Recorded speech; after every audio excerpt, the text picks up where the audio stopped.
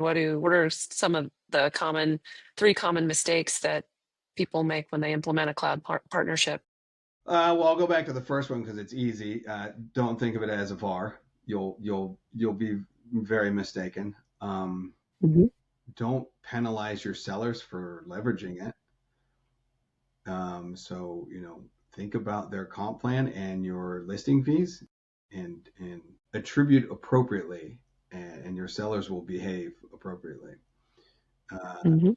And the third thing I would think is you have to be patient with the process, right? The general rule of thumb is when you start a brand new channel organization, it's 18 months to some sort of profitability. It's similar here, right? It doesn't happen overnight. But what is the most satisfying thing is when a seller comes to you and they do their first deal through Marketplace and they say, man, I want to do all my deals this way. And you kind of go, well, I just want to give you a big hug, buddy. Welcome to the club. You're going to be all Yes. right. But, I mean, it's having that awareness, of you're taking someone's livelihood and you're saying how you're going to pay your bills, how you're going to put your kids through college, how you're going to, take your family on vacations. We're going to change how you do that. We're gonna absolutely fundamentally change about how you communicate the money that you want to get and then how you receive the money. And you need to be okay with it. Just trust us, right? And I think a big mistake is not having that appreciation, not Hmm. being able to tell that story to your sellers. If you want to not succeed, make sure your sellers don't understand how this works and make sure they don't want to do it Yeah. at all.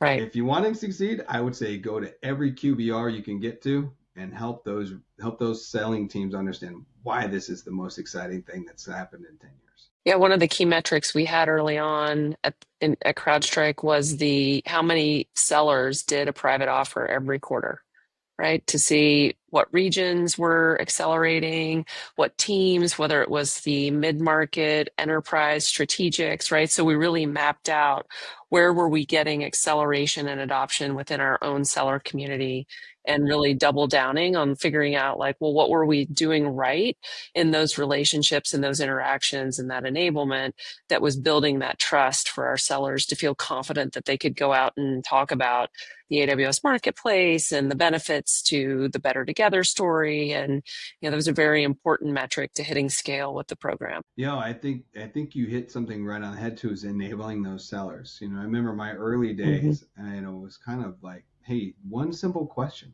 Just ask them who their cloud service provider is.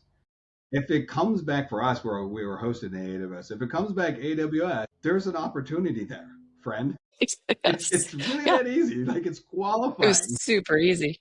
Yeah. If they And then say do AWS plus your customer in your Google search browser and see what comes back. it's not terribly difficult, right? Yeah. And especially if you're trying to sell them a SaaS product, or say in our case where we were, a 25-year-old company born on-prem and trying to convert everybody to SaaS. Well, if you're trying to convert them to SaaS, maybe understand where that SaaS provider is, who is their cloud. Super super simple stuff, but I think that's the part where people take it for granted. So if you were looking at a 3.5 thing of where people mess up, they take the obvious for granted, Yeah, and that's true. they really need to state the obvious. And I think when your metric was fabulous metric to really understand which seller, what your adoption rate is internally, essentially is what you were measuring. Yeah. It's great. Yeah. Yeah. It was a good metric.